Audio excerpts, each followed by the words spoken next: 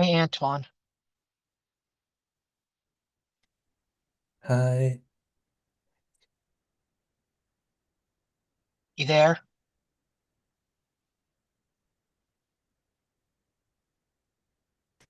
what did you say? I want to make sure. Can you hear me clearly? Or am I Uh, breaking up? I can yeah, hear a you. bit. Yeah, you sound good. Yeah, yeah. Okay, clearly I am the one break. Oh,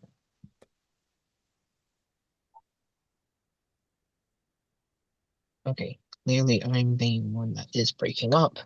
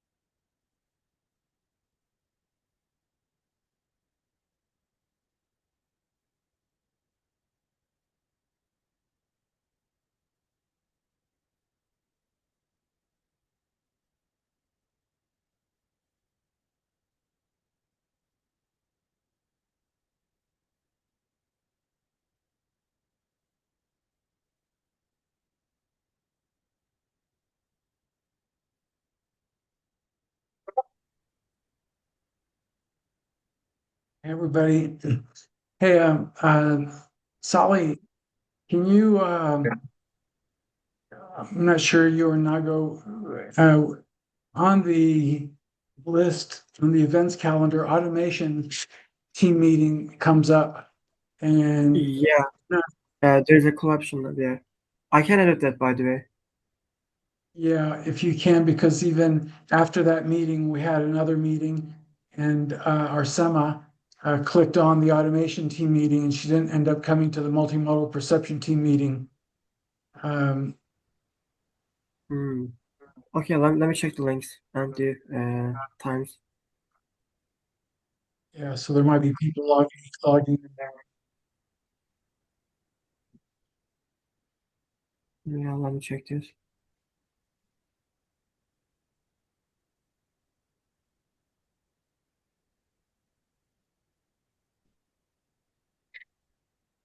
By the way, there were some recent updates I saw recently. So, and it's about the architecture, by the way. So, since we were using the Ruffles architecture as baseline, they made some new progress on this. And now we can use this architecture as a Cloud Code plugin. And installation is pretty simple actually. It's just on one line code. I mean CLI I'm, code. I'm sorry, repeat what you said, Sally. Yeah. Recall that we were using Ruffles architecture that I presented a while ago as a baseline, and we were Yeah, editing it and making like integrating our own software to get the final version. And yeah. recently they have made some progress on this on their on architecture and uh, Okay. I guess I'm cutting. Yeah, it should be better now. I'm not sure. Yeah, so what I was saying. Oh yeah, so we have some like new features on Ruffalo by their on version. And what we have now is that we can use this architecture in cloud code as well. So we don't always need to download everything and like put this architecture in a different version and so on. So what we can do is if we basically just modify this or basically use this, they have some other algorithms like consensus algorithm there to get on a decision since we are using a swarm system there. So we can use the same template in Cloud Code as well. So it allows us to create this as a plugin. Okay. Okay. Well, we'll kind of see.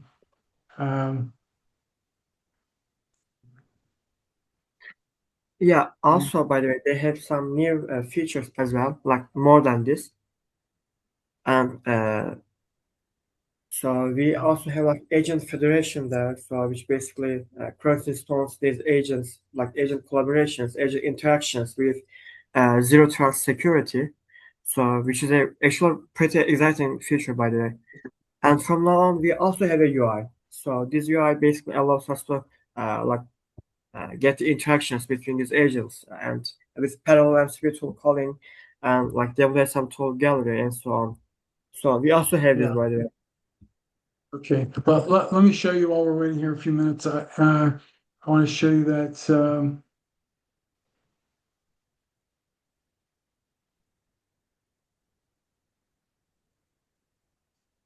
Here.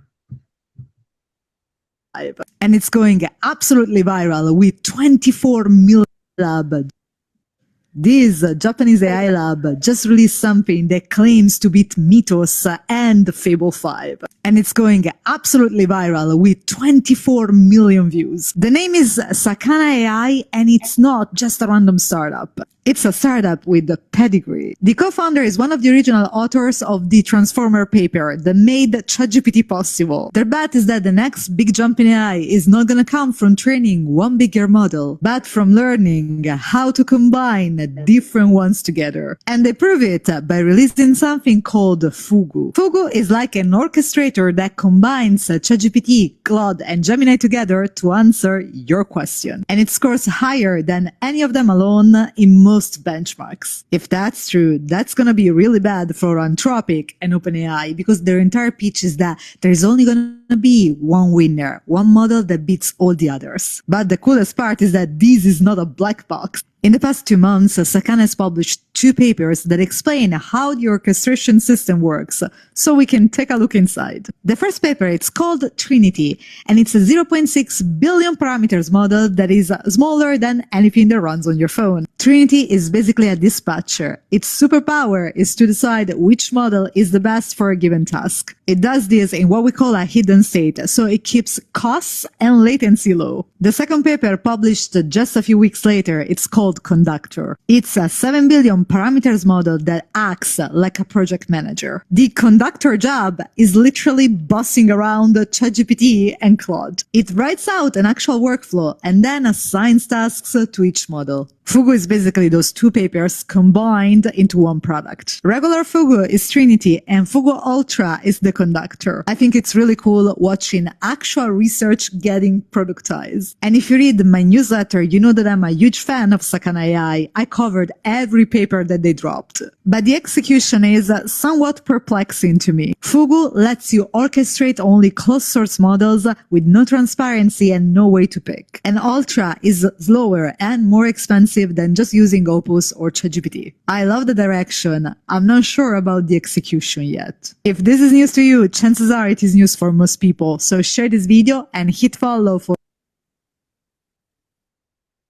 Yeah, I'm not sure. What do you think of that?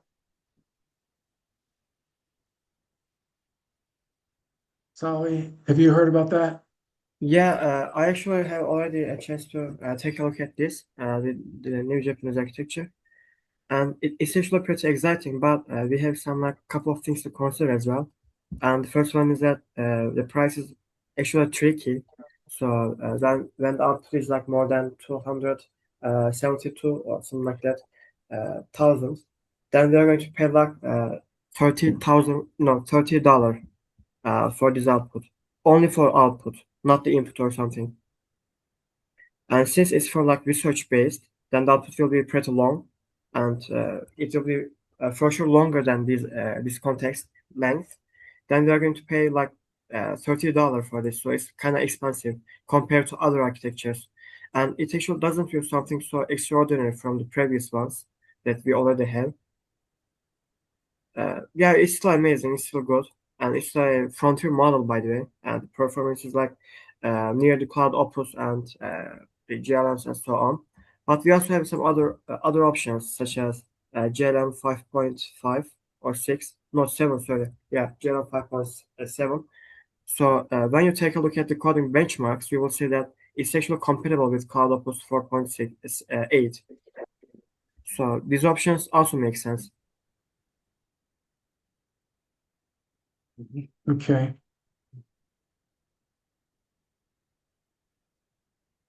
Okay, well, sounds good.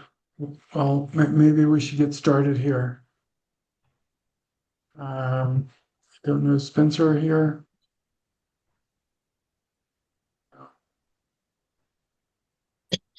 Yeah, I'm here. I'm on my phone, so I You are, won't okay. be able because my car decided to cut a flat tire yesterday, so I had to postpone my one appointment I had for Saturday till today, so I'm on a time crunch.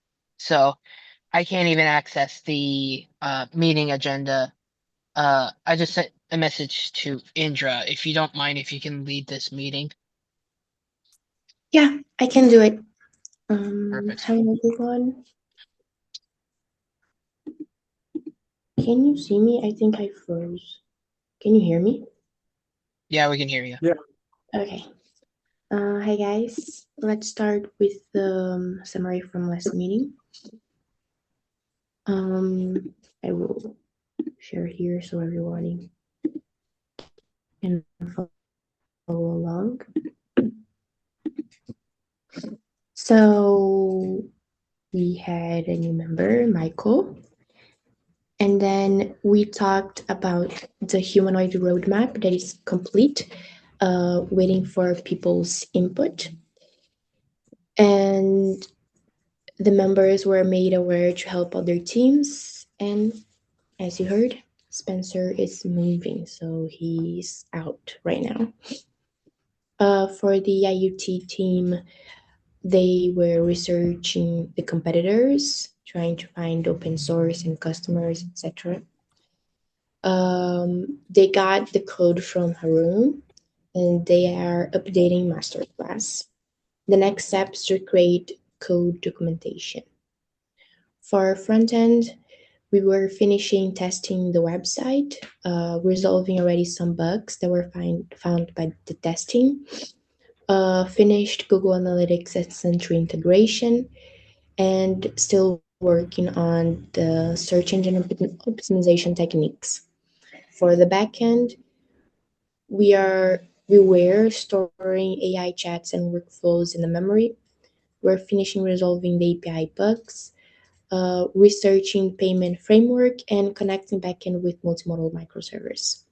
For multimodal, we were setting up GPU, creating test cases for duplex model deployment, and creating the Elastic API from AWS.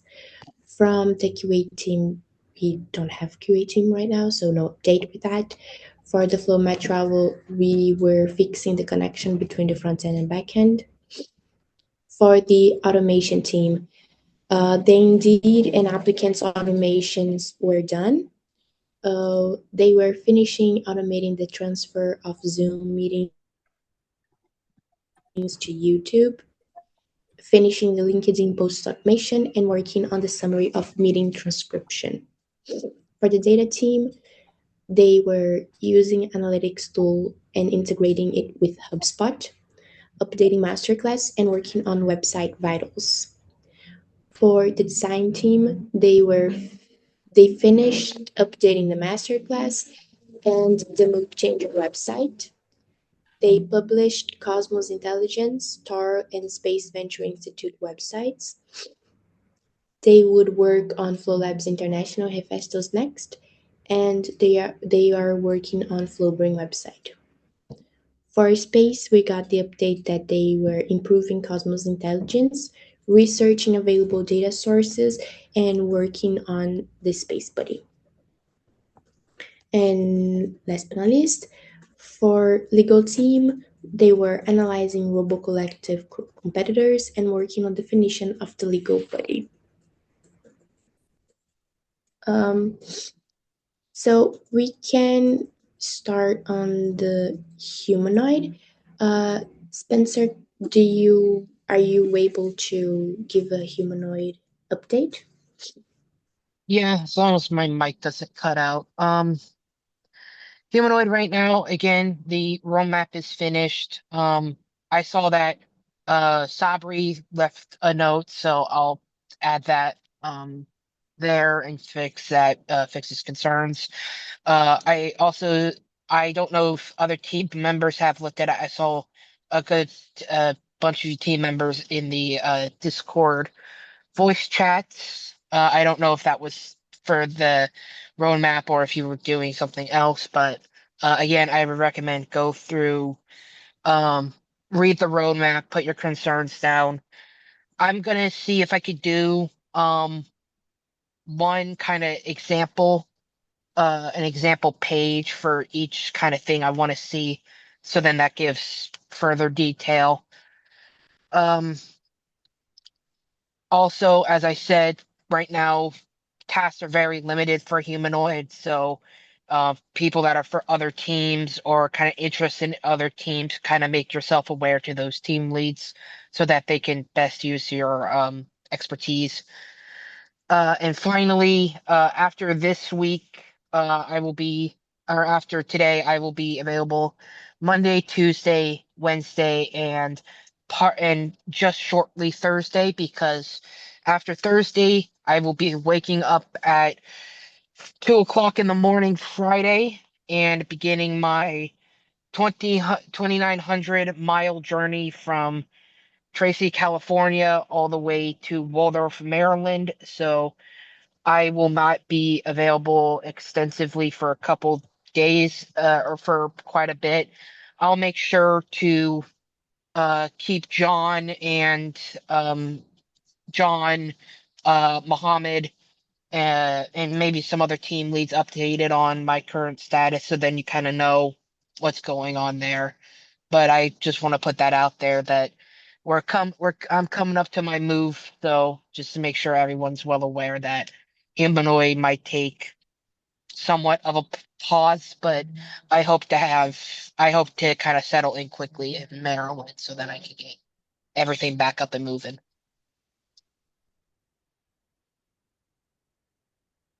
Okay, That's my update. thank you, Spencer. Now IoT team, Ash or Sabri. Yes. So for IoT, we are working on reviewing the code Harun left us on the GitHub. And so Sabri is reviewing it and writing the documentation. Also, we are working on the IoT masterclass. So we had 2 meetings this week about that.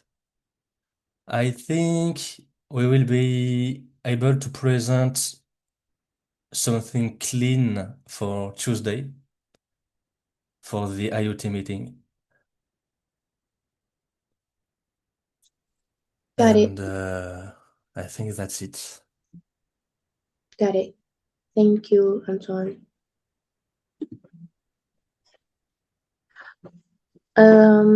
Now for the FloBrain front end, we are fixing the bugs that we found from testing. We are finishing improving the homepage content. That is one of the techniques we're going to apply for the search engine optimization. And our next step is actually to begin version 2 because we don't really have much to do for the front end of version 1 until the backend finish what it needs to finish. And then for the FloBrain backend, we're still storing AI outputs and workflow in memory. We are finishing connecting the multimodal with the backend. We are still researching the payment framework and merging the AWS developments from what Arsema did with what Warda did. For the multimodal perception update, we are setting up GPU still. We had a little bit of hiccup there, but I think if everything works out, this next week we'll finish it. And also the duplex model deployment test case will finish and we can deploy the duplex model and start working with it deployed. QA team, no update. And for the FloLabs Travel, we are still fixing the connection between front end and back end. Now for the automation team. Mohammed, I don't see your mama with us. Okay, hi Andrea. Hi everyone. Sorry guys for being late you. The last couple of days I was not here. I had some errands, but I'm doing good right now. So regarding the automation, actually I didn't attend the last meeting. But as far as what I know, right now the first workflow that we have for the people who apply from the beginning till the orientation meeting, this is active right now. It's working 100%. We still update them because, as you know, with every workflow, you're going to find some new edge cases and you need to work on everyone. So this workflow is up right now and it's working. The second one is the applicant from Indeed. It's active right now, 100%, and it's working. And the other two workflows for YouTube, to have the meeting from Zoom to YouTube. I didn't attend the last meeting, but I'm not sure the updates yet, but it was almost done. And the one that we have also for the LinkedIn post, I think it's almost done, by the way. If anyone here from the automation team can give some updates, please go ahead, because this is what we know about the automation team till now. That's it.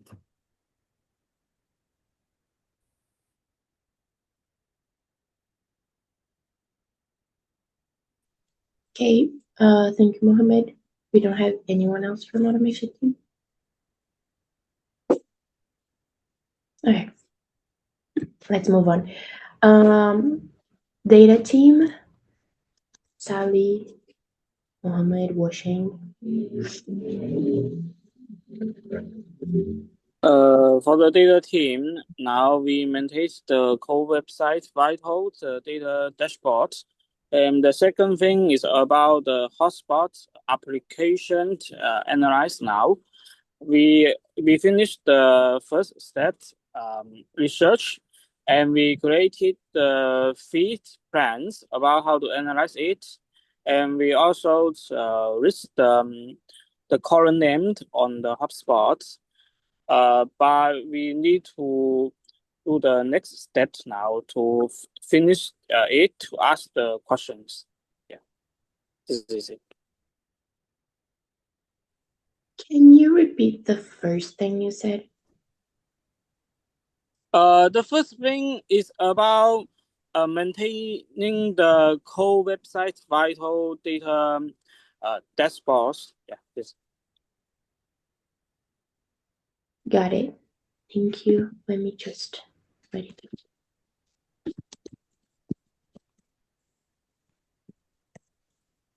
Can I add something here, Andrew? Yeah. Okay, the core vitals that Washing was talking about, as I mentioned before, we're using tools like Lighthouse to measure the matrix for every website. And this is what he is talking about, actually. Yeah. Okay. Thank you, Yeah, thank Mohammed. you. Thank you. Thank you, Washing. Now the design team. Okay, I attended the last meeting for the design team, so I know the updates about the design right now. So, as we took the last meeting on Wednesday, um, we have right now new websites, Cosmos Intelligence, and it's published. I shared the link before, so I can share the website again if I have time to. Okay, I will not share it. Well, Serena's in the meeting, so she can do a demo of what she's working on. That will be great. Okay, so regarding the design team, we still update for most of the websites, but like the last updates is Cosmos Intelligence. And as Mr. John said, we have Susanna here, so please, Susanna, can you show us the demo for Cosmos Intelligence and updates about what you do regarding MoodChanger and all the websites?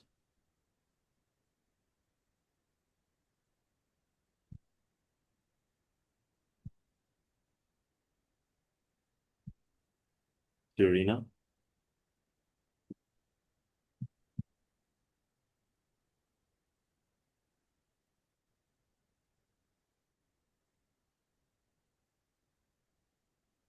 Um, what we have here is Susanna, Mr. John, not Serena. Serena didn't attend the meeting. I think I can see her here. Okay, Susanna, my bad. My bad. I thought I saw Serena in here. It must have been Cecina. But Serena was supposed to come today, so I don't know. Should probably message her.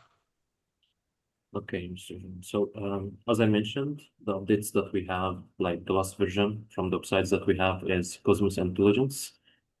Thanks to Serena, she worked on that. And we had the last version of this website published right now with the domain. So everyone can check cosmosintelligence.org. You can check the website, the updates. And we also published the last version for MoodChanger website that we have right there. Also, please, everyone, visit the website, MoodChanger.ai, check the updates that we have there. And we still work on most of the websites, as I mentioned before in the last meeting, with also the architecture for FloBrain the version 2 that we work on right now. I think these are the most updates from the design team. Indra. Great. Thank you, Mohammed. Next would be the space team. Pranad? Yeah, give me 1 second.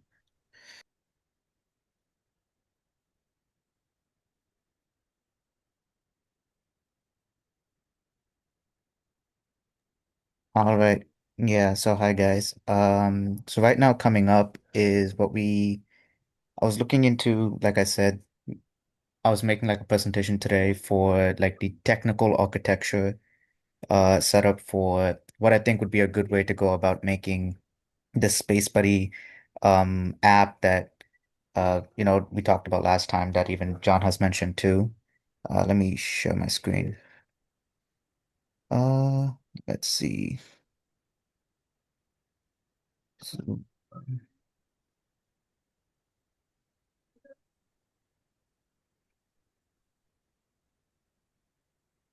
okay, can you guys see my screen?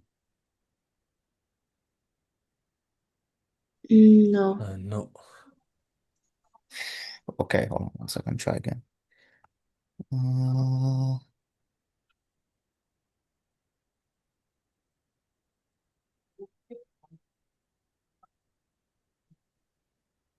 okay, now? Yes. Awesome. We do this in a slideshow. Viewing. Okay. Uh, let me see here. All right, so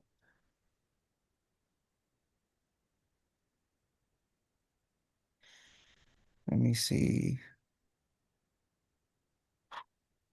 All right, building space. Okay, good. Just checking all the slides. Okay. So as you can see, when we're building the Space Buddy, this app, the whole idea is, like I said last time, is there are already SpaceView apps out there, different kind of ones where it does an AR overlay. It tells you what planet, what star you're looking at, and a little bit about it. But what I guess we great for FloLabs is recreating some kind of AI-powered companion that explores that night sky. So instead of just jumping straight into development, I just want to like the simple question obviously is like, how do the best astronomy apps already work, right? Like, where is that opportunity to innovate? So the problem obviously like has been, like I said, largely solved with organizations like NASA and ESA, because they have spent like decades of time just in making incredibly accurate like data sets, scientific data sets with constellations, new galaxies, using the new improve like cameras from observatories to capture like the new sky and more like clear images. So I believe Flow Labs can take that as leverage of these resources and focus on the engineering efforts on, what can truly differentiate us is artificial intelligence. So like I said, goal is to create like some kind of like AI native space exploration platform overall with like conversational intelligence, with personalized learning, and maybe some kind of like interactive explorations. So let's go to the next slide. Next slide. Okay, there you go. So with the current landscape, as we like analyze the current market, we have like Night Sky, the Sky View, Sky Safari, and one of the most common ones is Stellarium. So all these apps do a exceptional job at showing users what they're looking at. I mean, you point the phone to the sky, it tells you what identifies the stars, the planet, the satellite, even the constellation. Some even like integrated like ARs or augmented reality and telescope support. But with these apps, there's a common limitation. They're very good at answering the question like, what is this object? Not like, why should I care? So I guess like a perfect, very good example is if I point my phone at Jupiter. Today's apps will simply say like you're looking at Jupiter, currently about 620 million kilometers away, right? That's about the range it's at. And tonight its four largest moons are visible, and Galileo first observed these moons in 1610, right? So instead of having that, it'll an AI like version of it would be like AI companion of it. It will still say those same things, but it'll add on saying like NASA's Juno spacecraft is currently studying that Jupiter's atmosphere. Would you like to learn more or compare it with Saturn? So that way it becomes more interactive, adding that one extra layer, right? So I guess that's also like a difference between having a database and an intelligent companion. So how do we build something like this? Right. So I would say development strategy is not like reinventing like the astronomy side of like the app creation, but just rebuilding on like the research of the research that has taken place on the trusted resources from NASA, ESA, and just the whole community overall. And the main focus would be just learning how to create a conversational AI in a voice interaction, kind of similar to how CAIPO has been developed. Maybe, I don't know, maybe like be able to incorporate the CAIPO um, database and like work into this app. Maybe that might just be an easier way because it's already being developed as like an AI in a way. Um, yeah. So from that strategy, you want to have like I would say the architecture would be pretty simple. It'll like be the phone sensors, which is like every app that's used. So to use the GPS, camera, gyroscope, compass, like all the other like stuff that's basically used in a phone sensor. Have the astronomy data layer, which are like websites I will be showing throughout these slides, that contain either images or data points of different constellations and different stars. And then I guess the engineering part would be the rendering engine, which is just overlaying those objects in augmented reality. So when I point my phone up, it can like be able to align what I'm looking at and be able to accurately describe what constellation or star or whatever it is. And then of course, I feel like FloBrain will be able to sit on top. I'm sorry, FloLabs will be able to sit on top if some kind of like FloBrain AI that's being created that we're doing. I don't know what the name would be. We can call it FloBrain AI within the Space Buddy, or we can call it some kind of AI. That's still work in progress right now, because it's just a name right now. But some kind of AI that FloLabs will create that can be incorporated into it, that can help with conversation, recommendation, or some kind of interactive learning. So the first data layer I would say is the from the ESA like Gaia like archive. The reason of this is they have about 2 billion stars with positions, distance, the luminosity, right? That's brightness. Stop. Sorry, my dog's barking. And motion. What was I at? Yes, position, distance, luminosity, which is the brightness, and motion. The other thing is, Git would be like the foundation of the sky, right? Like the sky map. And I have resources over here that open up to uh, visible stars from their exact locations. So give me a 1 second. My dog is being really annoying.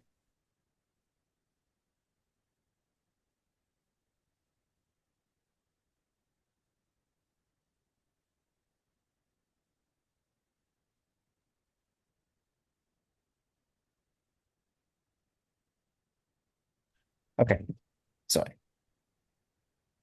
Okay, yeah. So that was data layer one, right? And those resources, I'll be sending the slide out to everyone. The website resources that are there can be used for anyone who would love to come and help develop this app. Data layer two would be the NASA JPL horizons.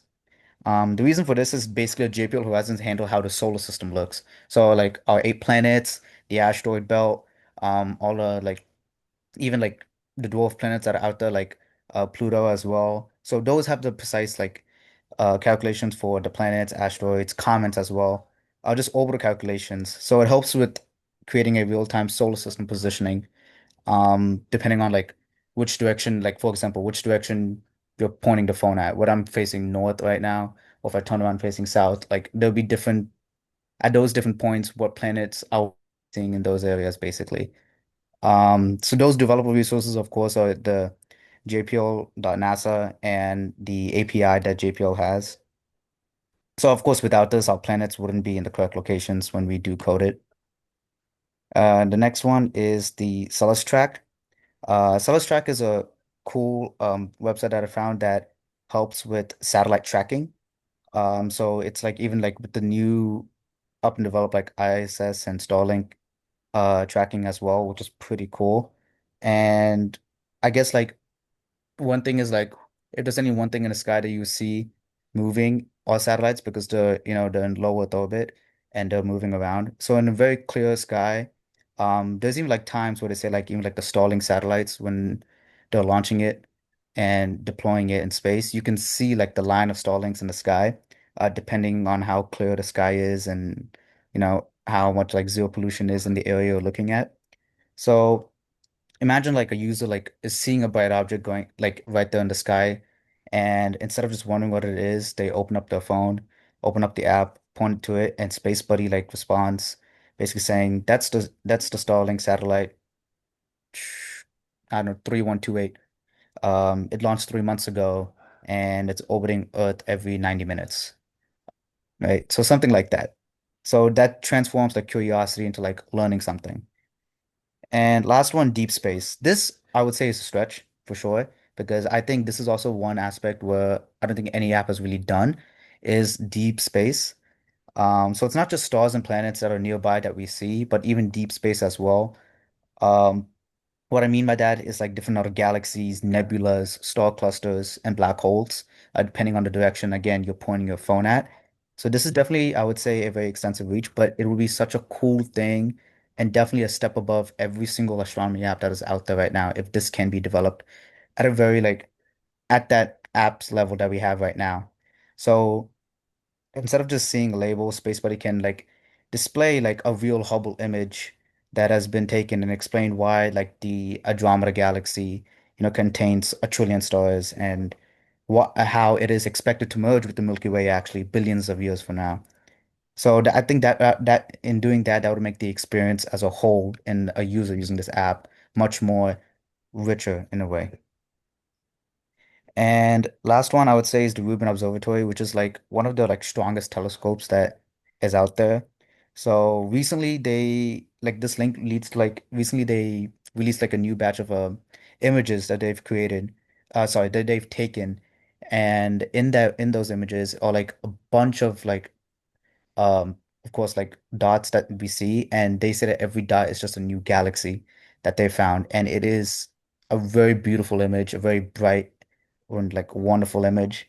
But the thing is with them also, they also like are continuously they're like the you can say the current updater, you can say they're continuously bringing out uh, new information about the night sky, new asteroids, new astronomical events that are happening. So these data sets obviously just as they become increasingly available, SpaceBuddy could notify users about discoveries about what happened maybe just hours before, right?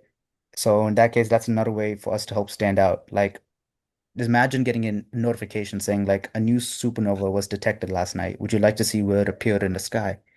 So that would be definitely something that's revolutionary in terms of an astronomy app.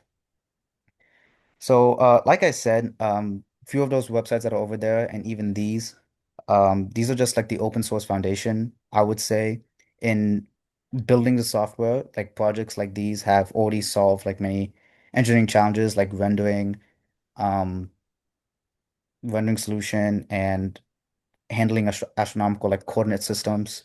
So we're not like copying these projects, but we're just taking the open source that's available and learning from that architecture to apply what's best for ours. Maybe some of these, um, like open source doesn't, you know, isn't that much compatible to what we're making, which is okay because there are many out there. Like these are just three that I have listed, but there are definitely many out there that can be used, that can be more compatible or more uh that has like better resources that can help be more compatible with whatever the goal of this app would be as we get like more people on the team to help code, to help become the visionary and be able to make this a more like putting the foot on the gas, what putting the foot on the gas and just making this a more realistic goal at the end of the day. So when it comes to technology stack, I'm nearing the end of the slides, by the way. Using some kind of thing like, for example, for the AR, for augmented reality, using AR Kit or AR Core. For the rendering, using something like Unity and like backend stuff when it comes to like coding and be able to handle data processing. I mean, I know like we have people, coders on this team who have done backend and front end. So FloLabs can help integrate like a large like language model. Maybe it's not Python, maybe we use some other language. Again, like it comes depends on like who all is like interested in making this app and coming into this team. And of course, with AI, I would say FloBrain, but of course, I'm absolutely open. Like, if we have to make a new AI system that is absolutely doable, just something that helps, obviously manage those AI conversations, and just like I said, the data sources as well, using the open sources that are available, either the satellite, the solar system, and just the general constellation. So I guess this is kind of just for the sake of time, this is pretty much the same thing I've been saying. We're getting conversational AI, personalized learning, some kind of educational storytelling going on is the AI differentiation I've mentioned in the very beginning. Roadmap, I'll say phase one is, of course, being able to code and create a sky mapping. And then of that phase one, like phase 1.2 is creating AI chat, right? So phase one will be sky mapping and satellites, like their locations, being able to get a version out there where it's just we're able to like put these positions and be like, okay, this is where these satellites, this is where this point in the sky it is, and be able to create our own AI chat as well. Then I would say phase two is creating that voice personalization and learning, being able to add those specific facts about different kind of planets, different kind of stars. Like I said about the Jupiter situation, saying it's like 620 like million kilometers away. Like those kind of factual information, being able to get that and storing that into this app. And then third is lastly, I would say is the AR, like the whole Ruben integration, like being able to add that AR overlay into it and basically creating the app that we see today come to like fruition. So I guess why like FloLabs would benefit from this is just being able to leverage like what every competitor has today, which is just astronomy data and visualization. But what we would have, again, like I said, is that AI experience, that one-to-one companionship, which makes it more interactive, meaning if it's more interactive, it makes it more for the user to want to learn more. So adding more towards their education and their curiosity in a person's mind to discover more about the sky um, that's around us. And yeah, this is just a link. Like I said, I'll send the slides out. These are all the links that I found that have some kind of information about the night sky that can be used in order to create the app. And basically, like I said, we're making space exploration accessible to everyone, right? It's not just creating another app and calling it. It's just making space exploration something that we can do by combining trusted astronomical data with the FloLabs capability of creating some kind of like FloBrain AI. Like I said, that's a tentative name right now. But we have the opportunity to create something that is a intelligent companion that transforms curiosity into like learning and making it more conversational to build that curiosity even more for every like night sky, curious user into like a very like interactive environment in a way.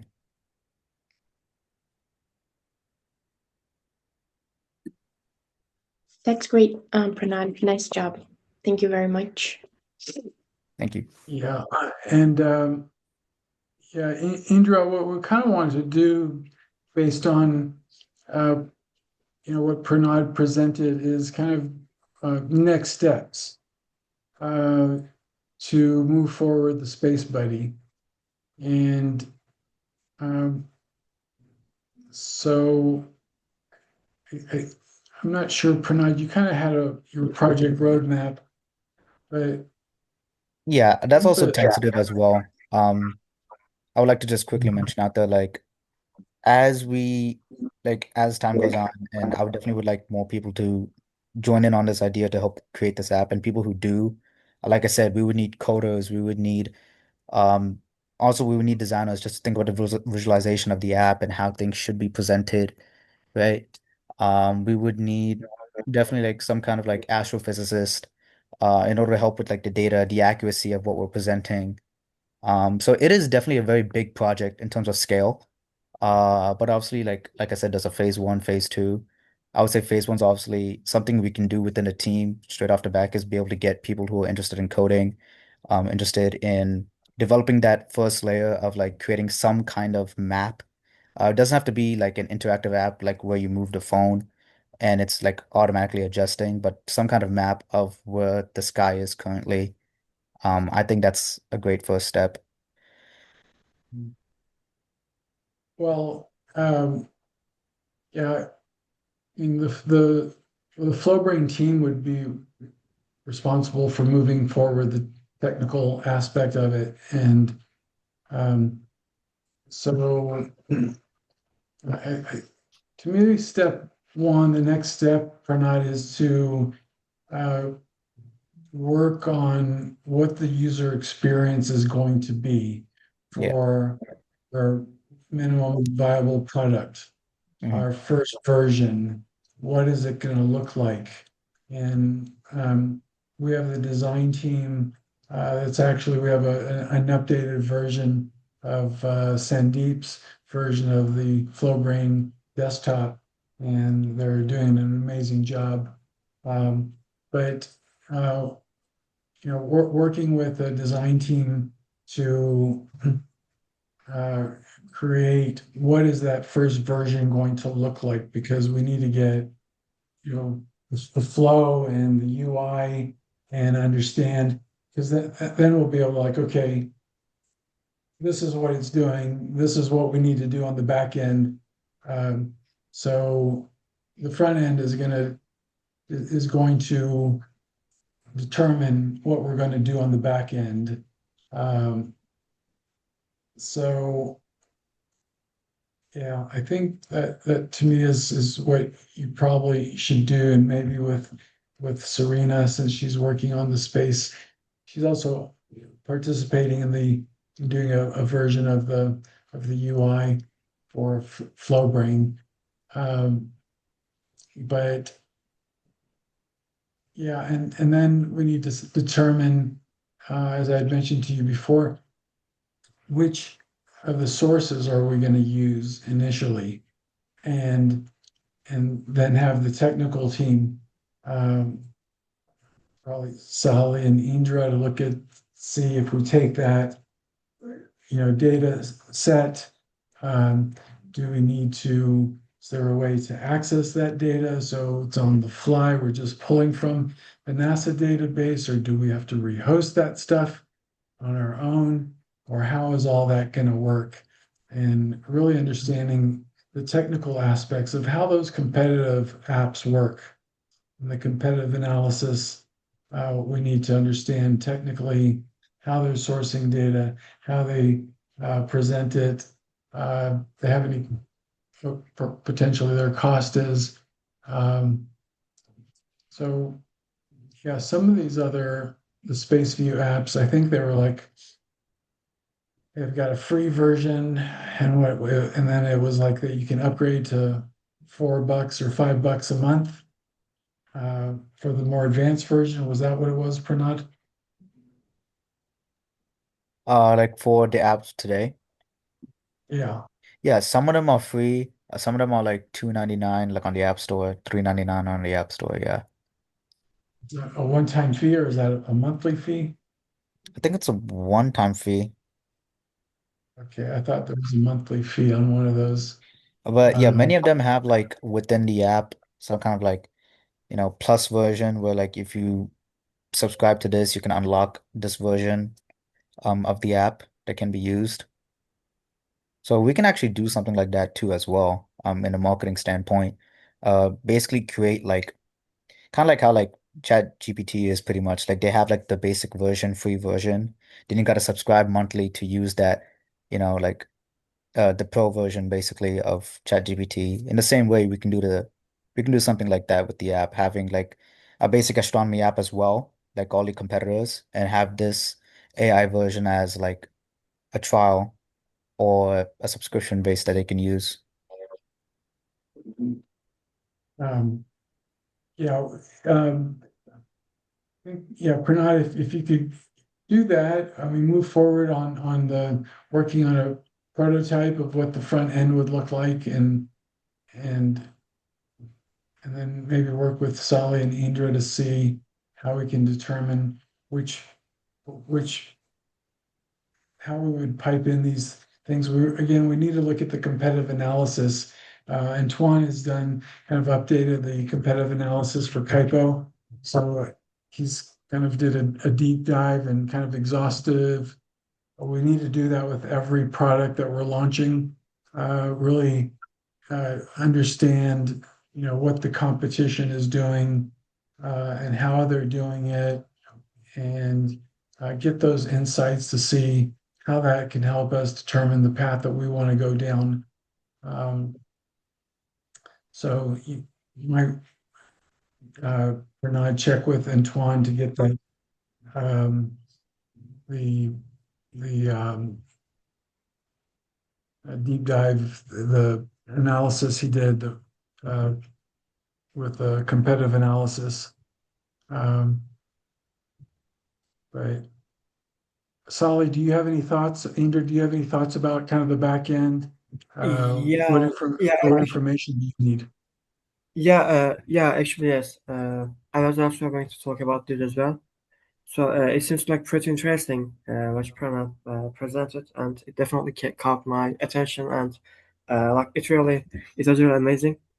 But I think that when you look at some data sets, like some available data sets and open data sets on like Track and so on, and some similar astronomical data sets, you will see that they are not actually up to date and they're pretty old. And since they're not making like all the data available for everyone, and you need to access it basically. So we actually like these open data sets are pretty old and not up to date. So we need to build something more dynamic, I believe, because since we are going to add also like AI chat to it, so we need to have our data like more dynamic and more up to date. Because when you just prompt something to this chat, and if the data are really old, and let's say that today some astronomical stuff happened and we discovered a new star, basically, or a like new launch was made by SpaceX and so on. So if we use these old data sets that are up to date, then our FloBrain AI will happen to hallucinate, which is not really what we want. So we have to prevent this issue as well. And other than that, we have some MCP servers, like Wireless Protocol servers that provide us so many data with the NISA API and GPL, Solar System Dynamics API. So with that, like we have so many access to astronomical picture of the day and like EPIC maybe or NEO, EONet and so on. So we have so many access to these data sets using these MCP servers, and which is by the way pretty easy to install and doesn't really require that much of pre-processing, since it's going to be like prompted like added directly to the LLM. So yeah, I was going to mention this about the data ingestion pipeline. Yeah. Okay, well, maybe Sally, you can work with Pranad and look at the data and then try to see how a plan. I just want to share this with you guys. Let's see. This is one of the influencers that I listen to on a regular. Huge space news, every dot you see right now, and it's hard to see them because there's so many that the phone is having a hard time picking it up.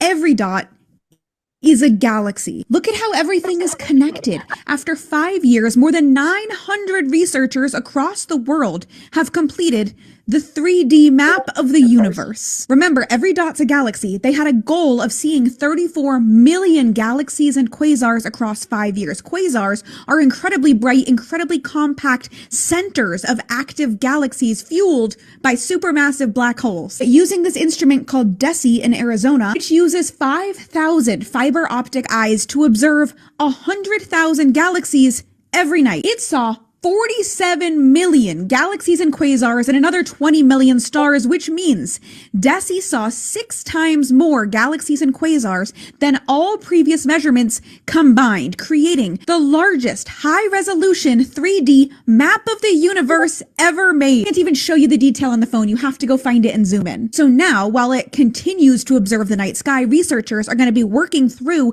this huge amount of data and hopefully learn something about dark energy, which makes up 70% of the universe. But people are going to be using this data for years and years and years and years and years. Huge space news. Every dot you see.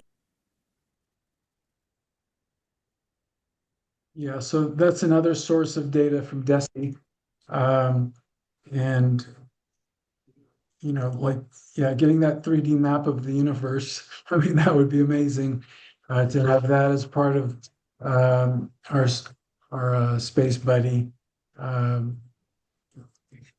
But yeah, so Sally, maybe you could also research DESI there. That's that whole project.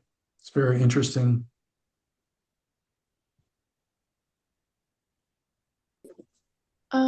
I think actually before we do any prototyping, we need to create a project requirement document. So then the design team can actually work on something that makes sense. Because I see we have the ideas, but we don't have the actual business rules and things like that and policies. So I think me and Bernard can work on the project requirement document, and then the design team can do the more prototype that makes more sense. Okay, that sounds great. Great. I will get in touch with you, Bernard. Okay, sounds good.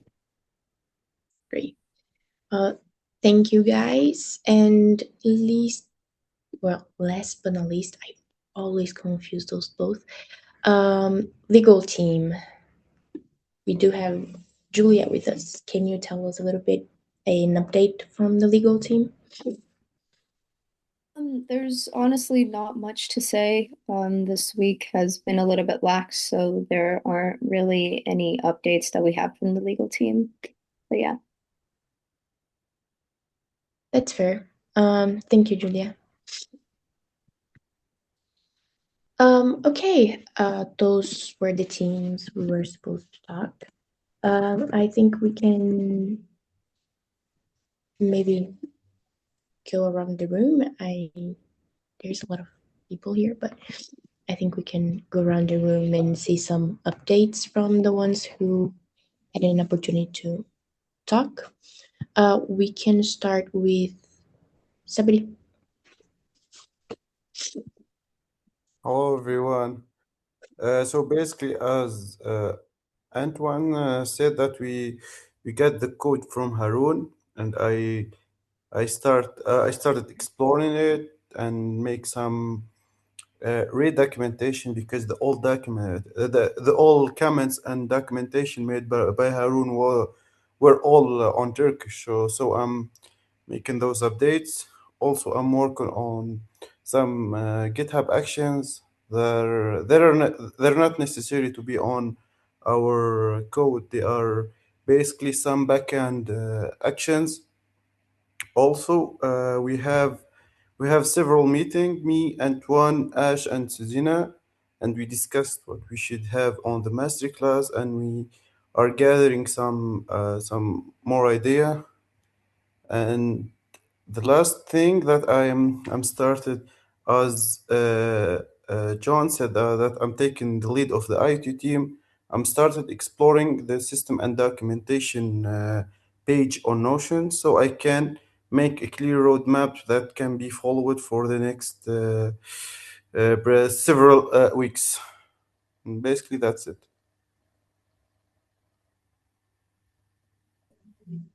Great, thank you, somebody. Yeah, and I think we've believe that there's a couple of the parts for CAIPO for the kit that have been delivered here in Limnos. Got some email, but I don't know. There's probably more on the way. And Mohammed, do you know what's the status of getting Starlink? Has it been delivered?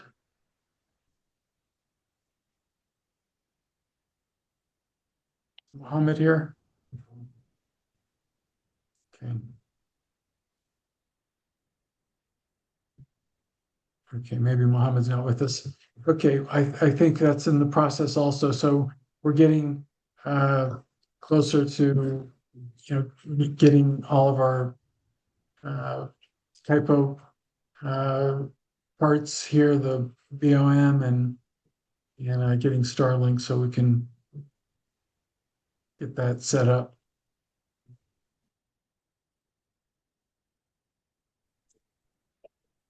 Great. Thank you, guys. Next, Michael.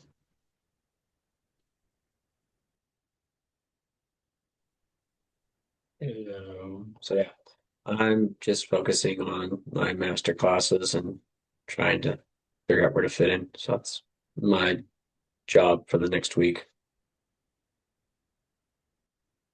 Got it. Thank you, Michael. Ash. I don't really have much to add on what Antoine and Sabri already said. But if you remember last meeting, I presented on I did a presentation on Omi pendant, and John asked me why they didn't fix the bug that they had of the Bluetooth drop-offs. And I did some more research, and I found that let me just share my screen. I found that they actually never designed the Omi to have internal storage. It was kind of like a live stream directly to your phone through like a low power Bluetooth connection.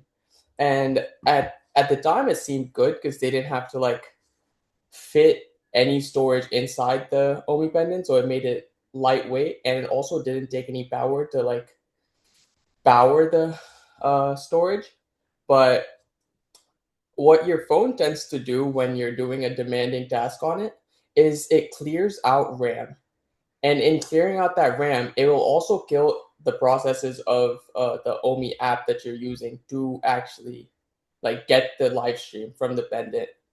And right now they're trying to fix it, at least by their next products will have a internal storage, even like a little bit.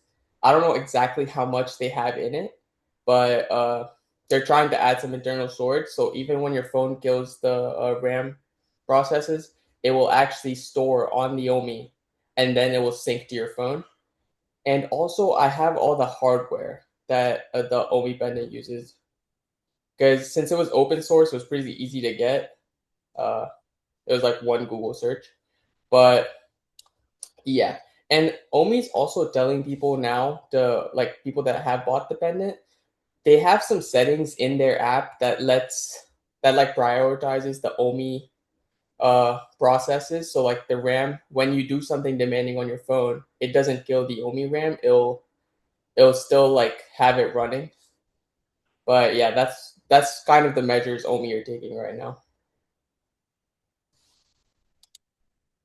So, Ash, so based on that information, how did that, what insights can that provide us?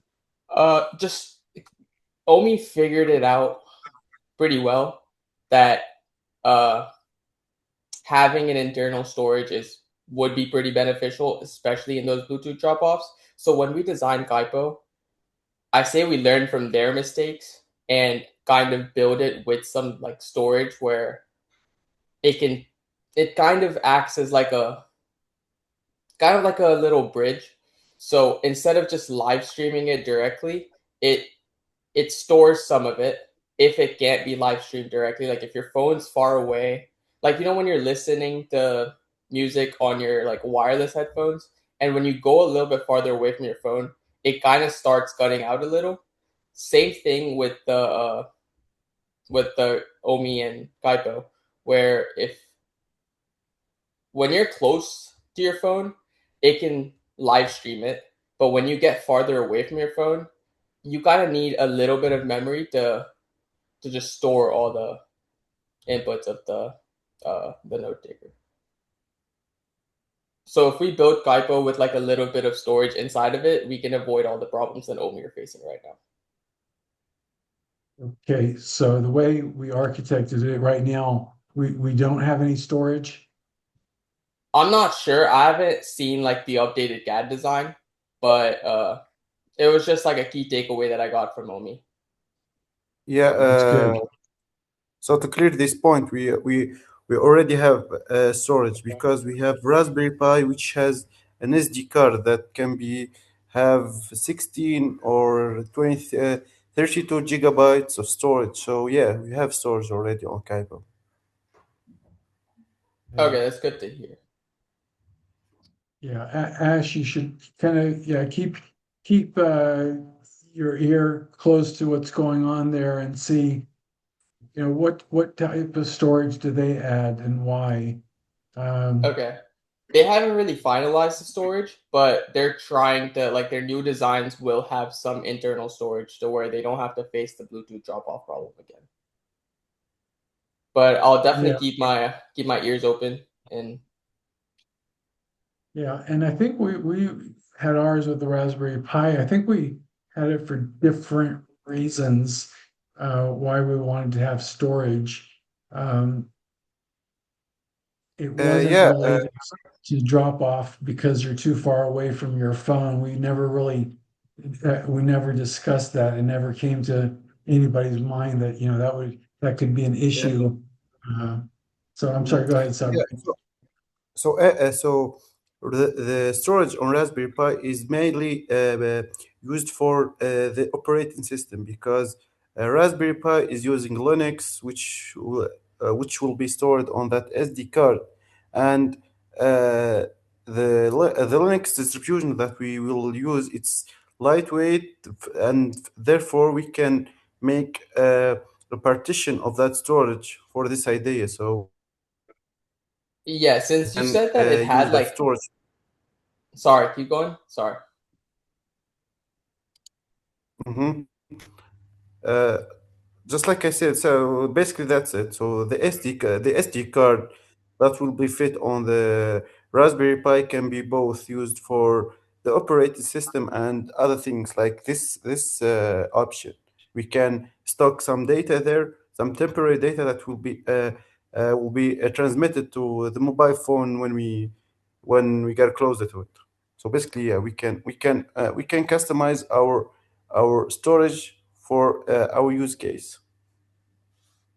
Yeah, I was Yeah, gonna go say on. that you said that the Raspberry Pi would have like 32 gigs, and I realistically that's like a lot for just audio. So yeah, I was gonna say the audio is only gonna take about like 1 gig at most. Yeah, I just mentioned the SD card because it's customizable and uh, we can have not saying as much as we want, but we can have respect storage, so we can customize. Maybe we can figure another option later that needs storage. Maybe we can use more advanced camera, so the frames will be more heavy on storage. So yeah, that's what that's what I want to see. That say that we have enough storage for whatever option that we plan to add to CAIPO.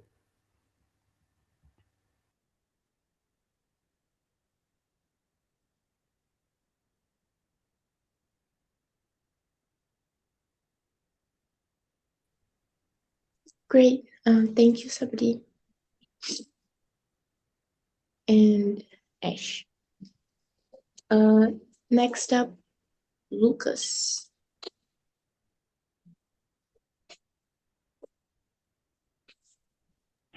Yeah, well, apart from masterclass, we have finished review those AWS backend document. We were supposed to meet during last week, but didn't happen. Me, Ocean, and Arsenal, but we agreed to meet on Monday to see to discuss and see what we can agree with something together for the best option for this kind of implementation. And also, I got a task from Omama, automation task that I will work with Sosina on N8N, and it is also just started and it is on process. That's what I have for now.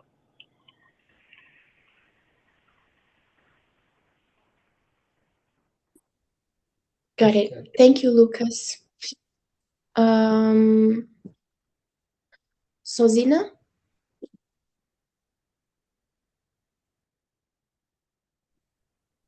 Hi everyone.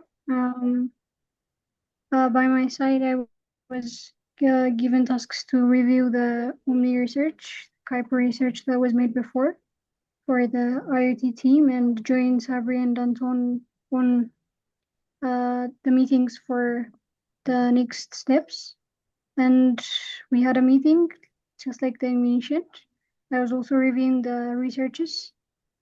And yeah, and also on the automation part, I was given task yesterday. I didn't start working on that, but I'm gonna be working on that next since IoT was the one that was given first. I was mainly focused on that. Got it. Thank you, Sozina. Luai? Oh, Hi everyone. As you know, I work with the automation team. I finished the last task was the Discord events workflow. I wrote description for this workflow, and I spoke with Mohammed to join to front end team. Maybe next week I will take task from front end. Great. We'll be happy to have you on the front end team. Thank you. Thank you, Wai. Sorry, how do you pronounce your name?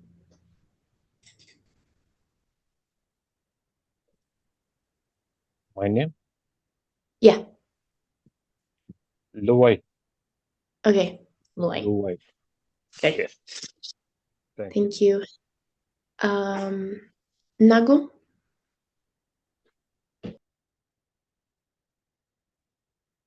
Yes, please. So, updates from here. I've been working on a couple of tasks across different teams. As always, we just concluded the one we're doing with automation. So now I'm facing I and Wasim, working on some tasks for the backend team. And aside that, the MoodChanger and operation tasks as well. So it's been a pretty busy week, and there's good progress so far. So yeah, that's it from me. That's awesome. Thank you, Nago. Oliver?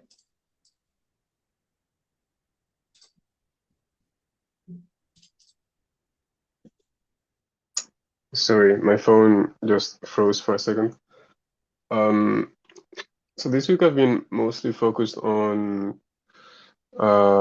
essentially operations. The only thing is that we had essentially some calls with Nago and we're discussing about how we're dealing with the connections between platforms, especially yesterday.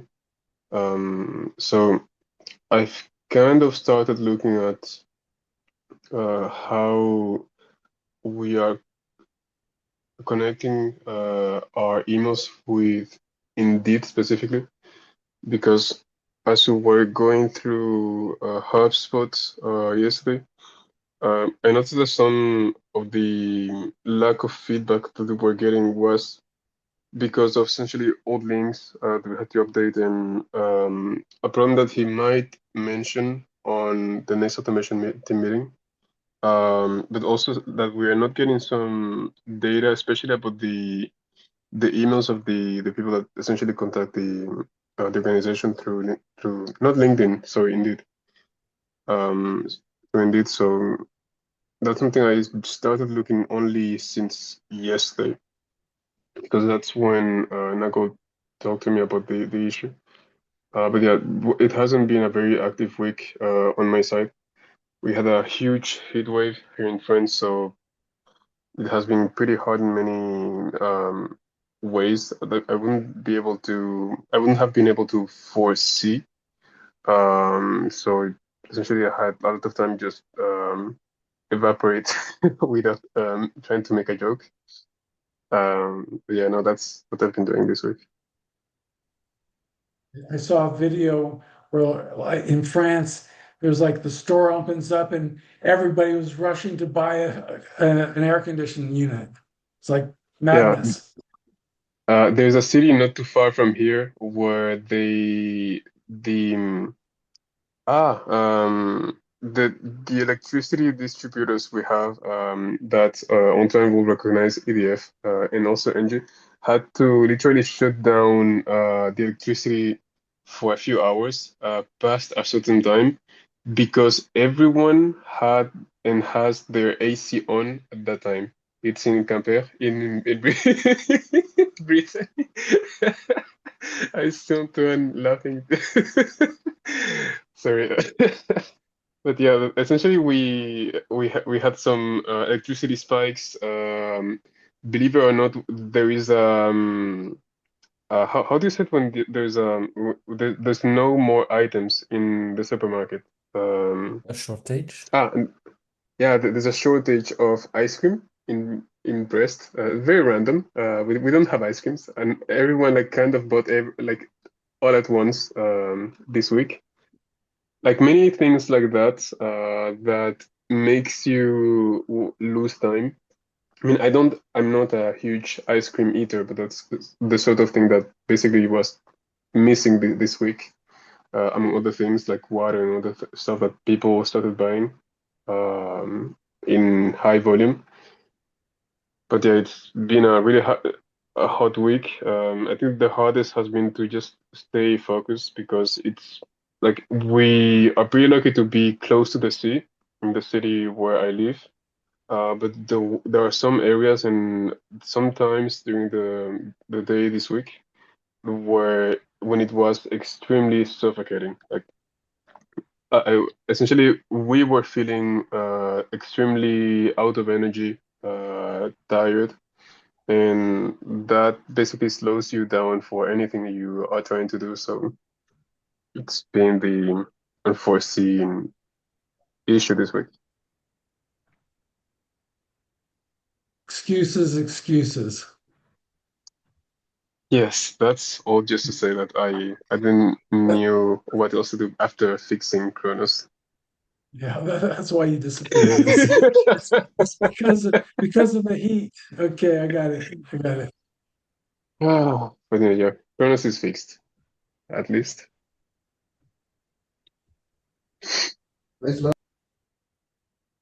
Hmm? Got it. Thank you, Oliver. I hope everything gets better there. So I know how many. What was the temperature there in Celsius, please? Yeah. So where I live, it was the peaks were at 37 degrees Celsius. And speaking about the country, the peaks of temperature were on Thursday. It was 41 degrees Celsius average for the entire country. I think the worst I saw was something above 50 on a western southern city, basically Bordeaux and another one, also in the south. People were like literally like making holes on the asphalt as they were walking. That's how hot it was. Here in Brest, it wasn't that extreme because essentially we had the sea that's kind of essentially it acts like a capacitor. Like you, when it's extremely hot, it essentially evaporates out of water. So whenever there's a heat wave, it never lasts more than a week. After 1 week, you have a huge storm that lasts for a day or two, and then the heat continues. But essentially acts like a huge capacitor. It releases all the water in the form of rain, and then it begins. I mean, it restarts, but at least we have some kind of expected time where the temperatures get lower systematically. So it's okay in our side. The rest of the country cannot say the same, but at least in Brittany, it's pretty nice thanks to that.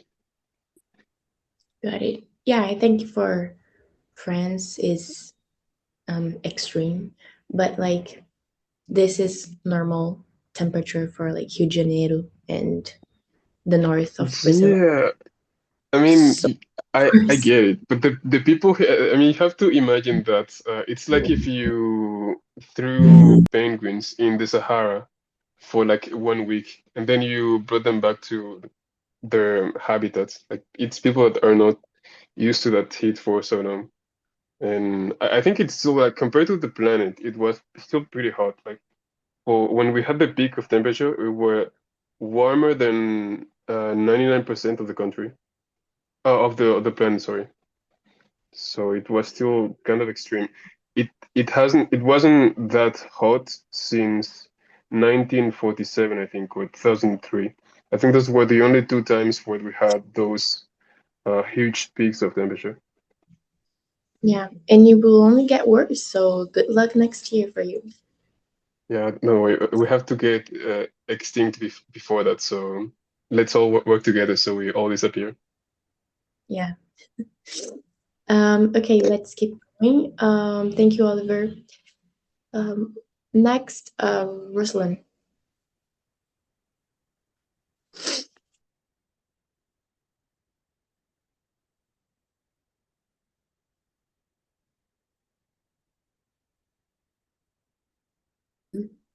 Ruslan, are you with us?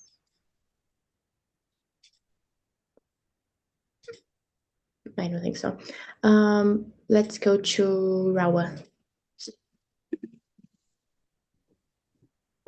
Hey, good morning, good afternoon, wherever we are.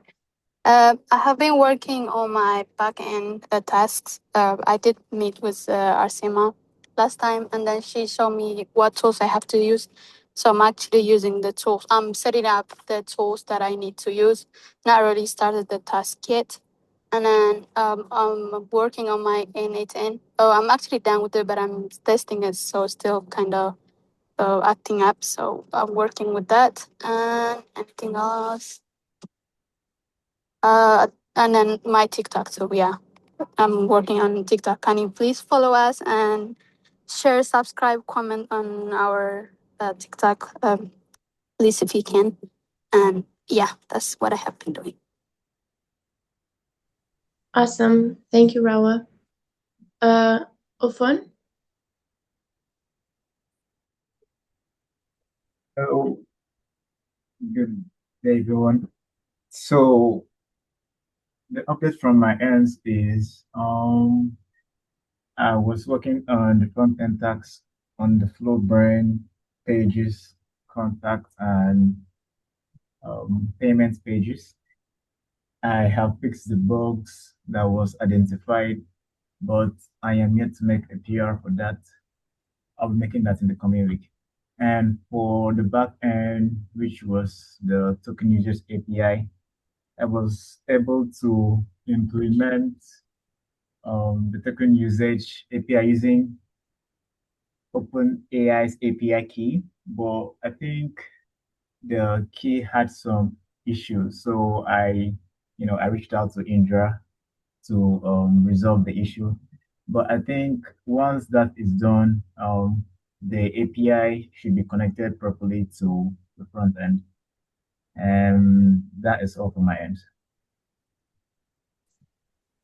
Got it. Thank you, Ofan. I will take a look at that Open API key. Next is Dina.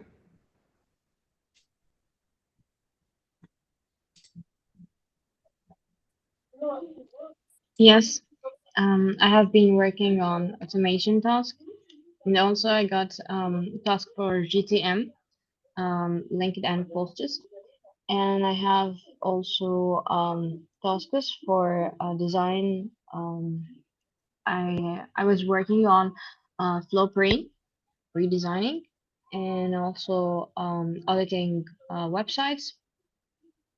And I also designed for this week. I designed several backgrounds and flags, and these are the tasks that I have. Yeah, Dina, could you share the update that you did for FloBrain? Okay. Just a second.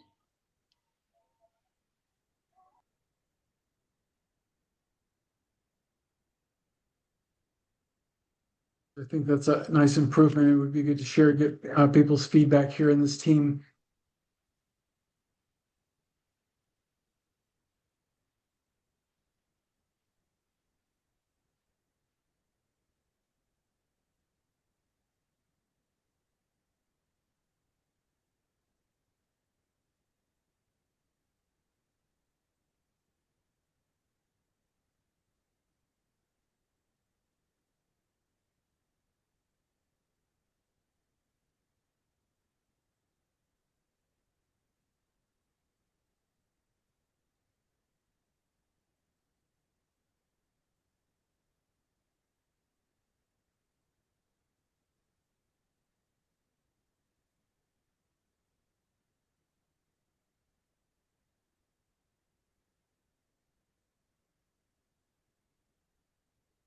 Is it just me, or are we waiting for the screen to be shared? Yeah, we're waiting for the screen. Okay. I thought my internet did something. I'm sorry. Sorry, just the internet here is really terrible, so it's taking time to load Figma. No, it's okay.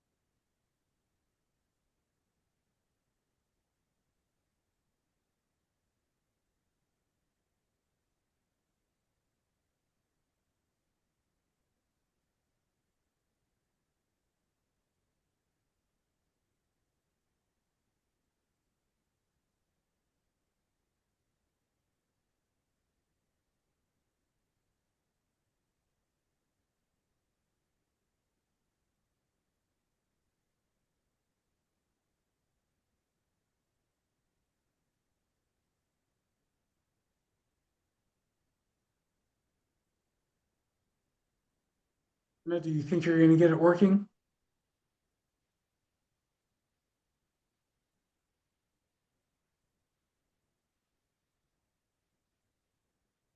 It's still loading.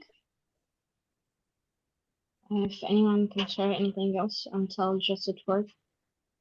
Okay, we'll come back to you, Dina. Thank you. I think the only one is missing is Serena.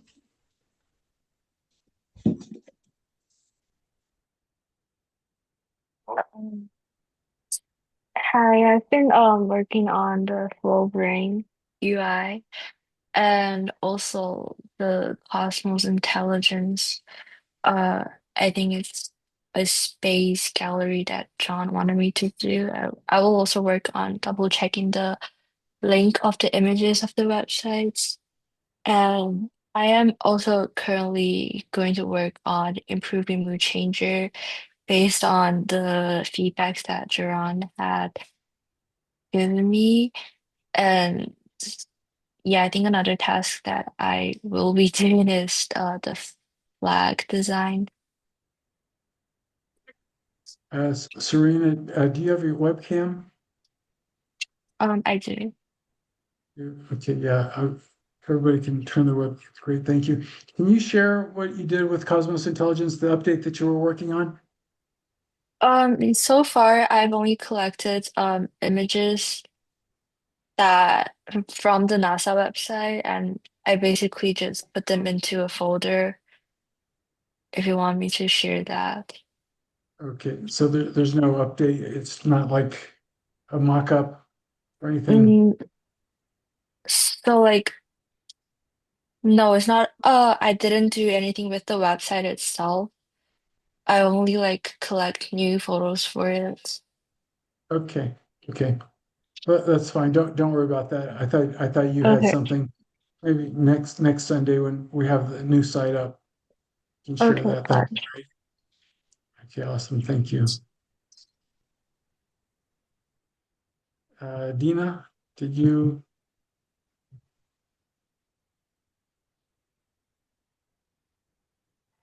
Okay, I will share, but it's still loading, unfortunately. I'm sorry. The internet here is really terrible.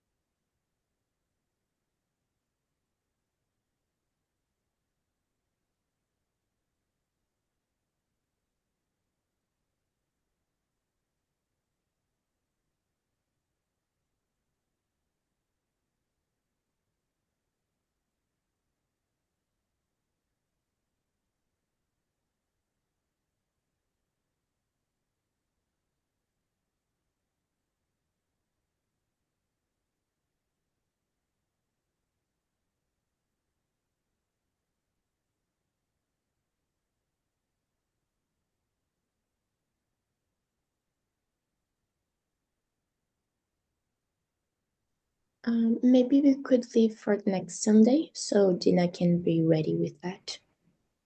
Okay, that sounds good. And maybe Dina, if you have an issue next time, you could just have your buddy or one of the other designers maybe share um, if if you still have issues in the future. And did Ruslan ever make it back? Ruslan, are you there?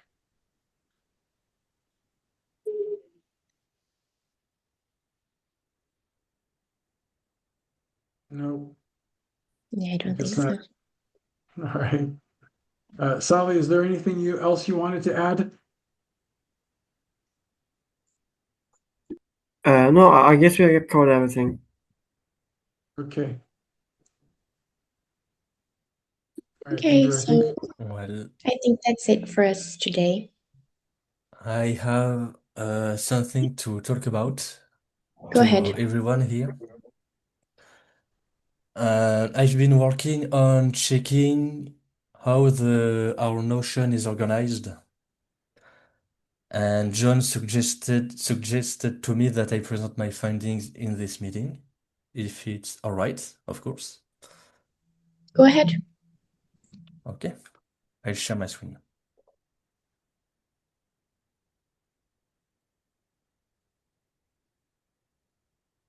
All right, it should work. So I have compiled the weird things I found on the Notion, and I have a small document more about suggestions. So let's start with the first. So, like, it's not organized, it's really a compilation. So, first thing, it is the teams robotic humanoid and UI UX design who are assigned to the CAIPO roadmap and not IoT, which is weird. We can maybe it's a bit small, but we can see on the screenshot teams there's no IoT in there. And there's UI UX for CAIPO roadmap and robotics humanoid. I don't understand why humanoid is assigned to wearables. It should be only IoT, I think. And overall, the robotics humanoid team is assigned to CAIPO in general, which I find weird. Oh, Antoine, Yes. I have the explanation. When Yeah. I was reorganizing some things in Notion, essentially when we decided to kind of explode the robotics team into the humanoid and the IoT teams, I basically just renamed whatever was robotics teams by humanoid and created the IoT team. So whatever was part of the robotics team, which was doing both, simply became part of the humanoid team. So it simply has to be reassigned, and you can really do it yourself. So you understand the sense of the thing, and you see that it's incoherent. So yeah, you can really go ahead and reassign them. For the other teams, it's normal because the CAIPO project is being worked on by multiple teams because it has an application, it has a wearable, it has some backend that's going on. So that's why those teams are part of it. But the human team definitely has nothing to do with it for now. Okay. Okay. And the cherry on the cake, what is? Oh, yes. Sitting, but well, you just explained. It was like setting regular meeting time for IoT robotics humanoid. But okay. All right.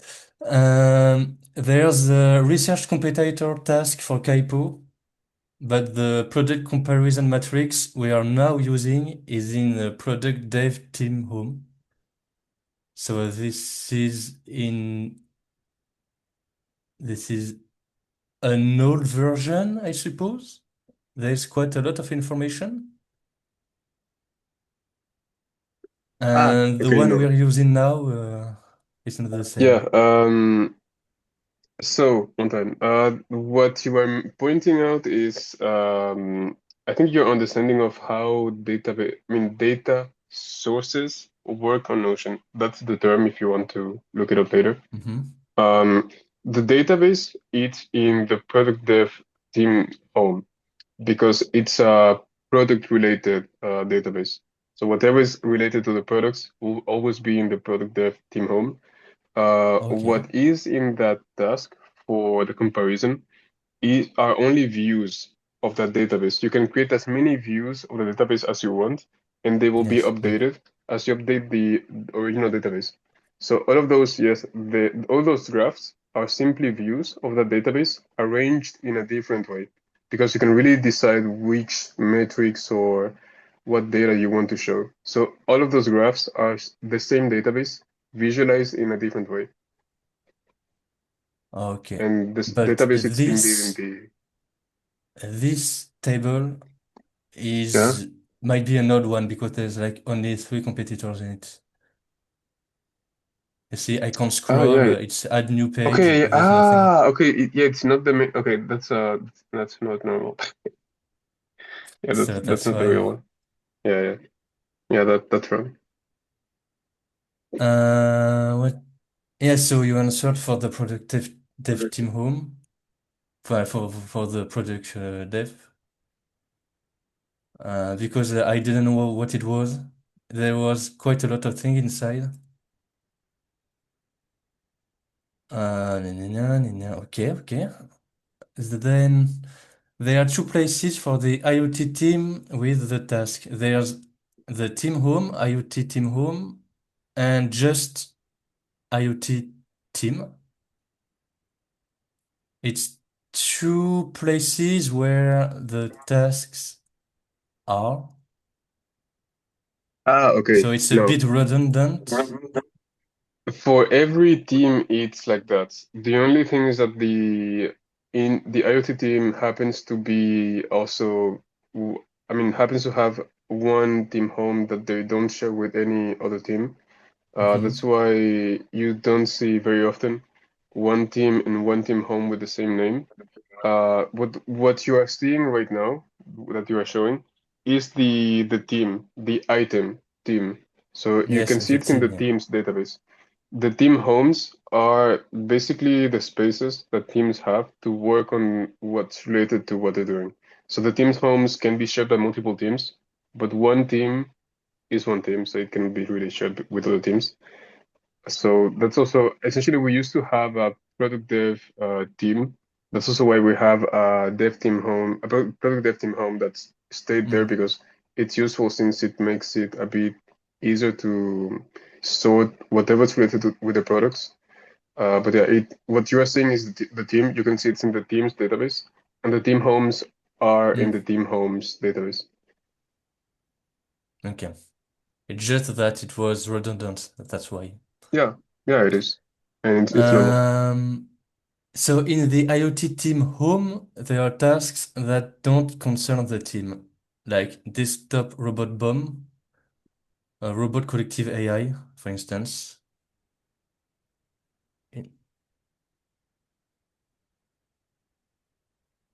Here.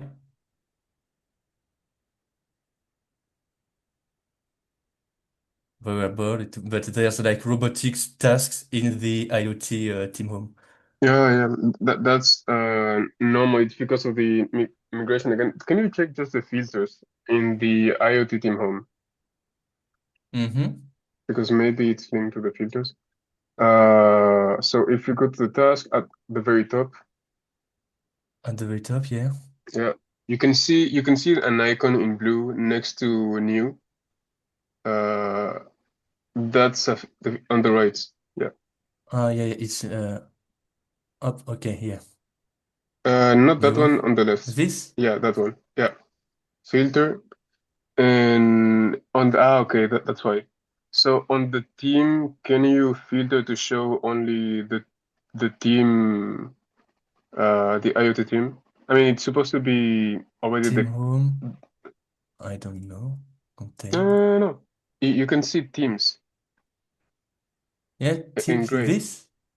No, no, on top of that, on top of that. Ah, Yeah. okay. Okay. Oh yeah, Internet Yeah. of Things. I think it won't change the results because I made it so it's automatic. It's just to verify. Okay, it didn't change. It's normal. Humanoid. Yeah, but Internal if you see information. tasks on that team home that don't belong to the team, it means that the person that created the tasks assigned them to that team Okay. at some point. So it's the task. That's the issue. Okay, okay. Yeah. Not only the IoT team, Humanoid has the same issue. So Humanoid, MoodChanger, AI travel agents, same thing. Oh, good. The AI travel agent. marketing team Sweet. home is empty. There's nothing. Ah, okay, let me. I think I know why. I think I know why, and it's probably because. They are duplicate tasks, like check CAIPO AI website, check CAIPO website, and provide feedback. For instance, take a note at phases. Why is robotic humanoid? I sent to all. Ah, yes, well, you explained it because before it was the humanoid that worked on CAIPO also. So yeah, it's. I mean, you can also Um, go all around Notion and reassign everything that's assigned to the humanity team. I mean, regarding the projects that they're not supposed yeah. to be assigned to, and give it to the IoT team. All right. Now the projects. They are Oof. projects name new project multiple times. Some projects just have no name. Some have an URL as a name, like this. It's a project name Okay. HTTPS, Yeah.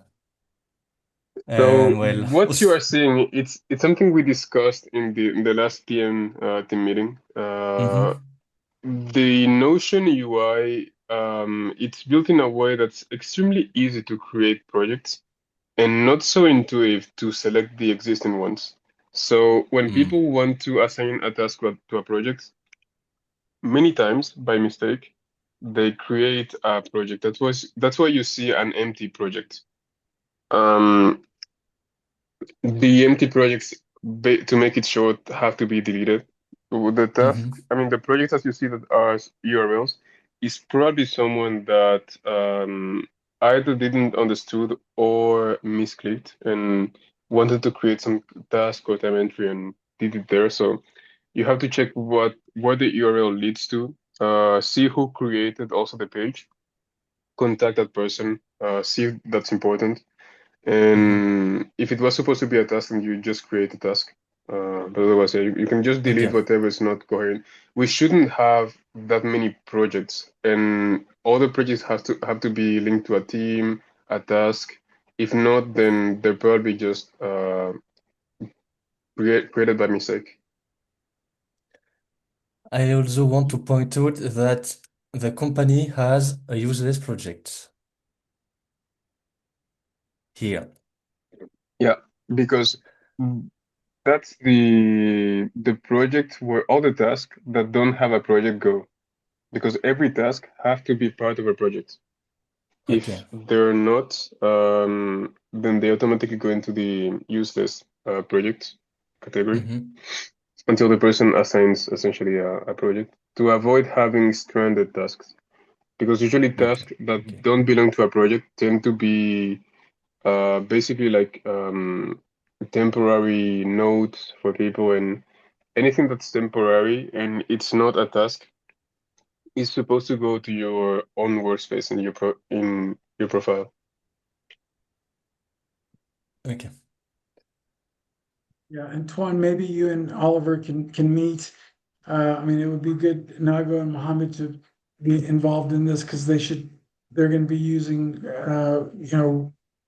Notion. I mean, we need to clean all this up, whatever's redundant, and we don't need to delete it, move things around, and part of our organization focus. Um, so maybe Antoine and Oliver, if you guys can meet this week, and if Nago Mhm. and Mohammed could join you, that's great. And keep and do whatever we need to do to fix this. Okay. Well, I finished because I mean I'm just at the end. Um, so for FloBrain, there's the design team and humanoid. I find it weird. There's two humanoid teams. There's robotics humanoid and just humanoid. And there's two UI UX teams also. And Yeah, they also can finally, be merged. yeah, some projects are duplicated like wearables and wearables. They are duplicated, but not the same. Like this one is empty, for instance, and this one has things. Yeah, and in general, if it's a category, it's not supposed to be a project. Project is, as the name suggests, a project. So you create one when there's a project that a team or multiple teams are going to be involved in. If it's a category of something, then you should create that category in the database of that something. So if it's a category of product, then you create the wearable category in that database. Projects are not meant to be used as categories. They're really meant to be used as project because it's a way to gather all the teams, all the tasks of that essentially are related to a project, and know exactly which teams are working on that project. Because depending on the phase, and that's something that you probably didn't hear because you weren't at the PM team meeting, I think. But we instead of using sprints, we are calling them phases because we have kind of a fuzzy timeline due to the nature of how we work. So depending on the phase, you'll have more or less teams working on a project. But again, the project has to remain a project. So if a project was created to be used as a category, it really has to be revisited to see if it's not something we should create to sort the tasks, because that's really what a project does, or if it has to be created somewhere else. A project is, for example, the FloBrain, CAIPO, the wearable, the humanoid, or the hand for the humanoid. Those are projects because you are essentially building, and you can create a specifications book for each one of them. If you cannot create a specifications book for a project, then it's probably not a project. Right. Great. Thank you, Antoine. And Thank you so much. the suggestions, I'll see that with Oliver. You don't want me to talk about it now, if I understand that correctly. Go ahead. Whatever suggestions you have, yeah. No, it will take, it can take some time. That's why I'm asking, because it's quite late. So Okay. Well, um, I think we yeah, can go over it in the PM meeting, maybe. He's done in the PM team. But he can be in the PM meeting. I think he should be in the PM meeting at some Okay. point. Yeah. Why don't you join us in the PM meeting and we can Right. review it? That'd be great. Well, okay, I'll be there. Thank you. Thank you, Antoine. Thank How you, do Antoine. here? Yes. Does anyone else want to add anything? I can share FloBrain.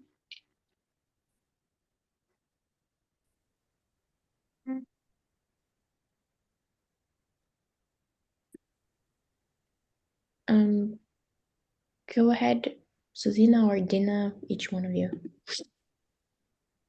I think Dina said I can share my screen, so Yes. Okay.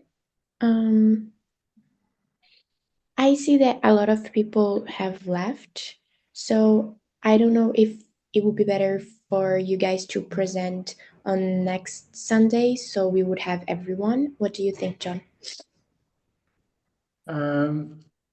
Yeah, I mean, if they can get it up real quick here and we can take a quick look, and then I think doing it again on Sunday, we're gonna make some progress on it between now and Sunday. But if you can get it up, Dina, and we can do a really quick, brief presentation. Okay.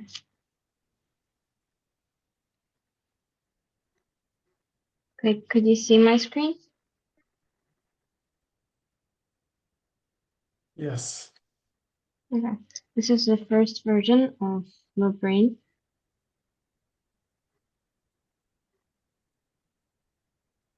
There is the dashboard for the enter. I have also different designs This is another one.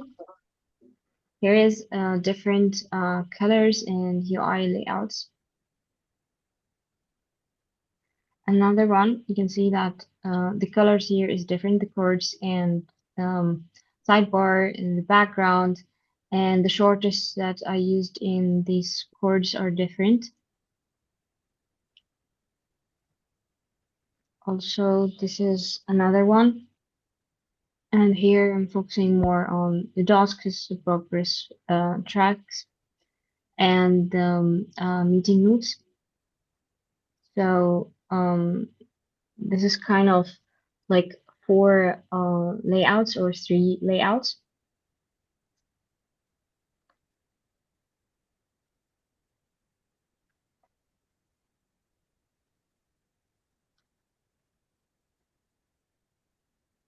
And that's it.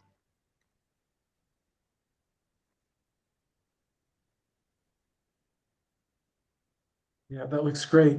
That looks amazing, Dina. Thank you. Inder, do you have any comments? Does anyone have any comments about? No, I don't have any comments. I think it looks great. Let's see which one we're going to use, and then the front end can start working on it. Excuse me, I need to say something. Julia, do you have anything you want to say?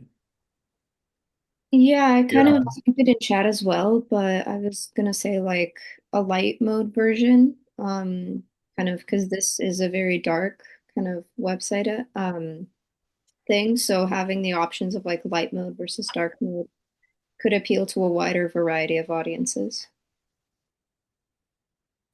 Okay, thank you, Julie.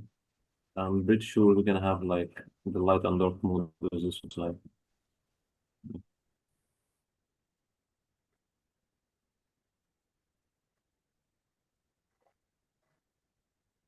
So should That's it. I just stop sharing? Okay. Yeah, I think that's the. Thank you for sharing. And I'm so sorry, Andra. Go ahead. No, you were going to say something. No? Okay. Then Sozina wanted to say something. Mine was actually a question related with the CAIPO design. I just wanted to clarify the hardware and the power architecture based on what I read on the documentation. I noticed that the current hardware lists are only includes the ESP32 S3 version, which like Raspberry Pi wasn't mentioned, and I heard you guys saying Raspberry Pi is in the list, and I didn't also see any other higher performance processors. And since CAIPO is expected to handle like audio and video recording and streaming and AI processing, I would like to understand whether it's ESP32 that is intended to handle all these tasks, or if there are additional components like Raspberry Pi. And if Raspberry Pi is the part of the design, and what version of Raspberry Pi are we going to use? Because the power system is expected to support the Raspberry Pi, what Raspberry Pi needs, and the current draft of the battery, the LiPo battery we have, is not enough for that. And but if we are using ESP32, it's powerful enough. But if we are considering Raspberry Pi, we have to also consider our power source. And power source is something very important in designing equipments like this. And if we're using much powerful batteries, they might need powerful sources also. And also, I read something that says no raw audio stored locally after processing. And I wanted to confirm how this fits into the storage design, especially if we're using the SD card on the Raspberry Pi. My assumption is that the raw data would be like temporarily buffered in the RAM and being processed from speech to text, and then only the processed output would be saved to the storage, which would avoid storing the raw data audio file in the SD card. So I wanted to clarify that.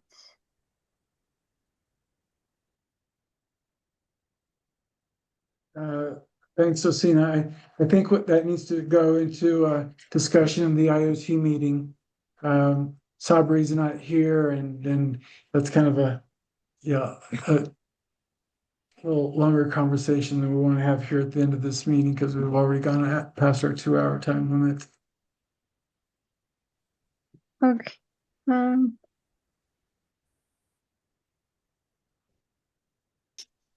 Also, maybe you can write to me in a private message on Discord. If there's something I can answer easily, I do it.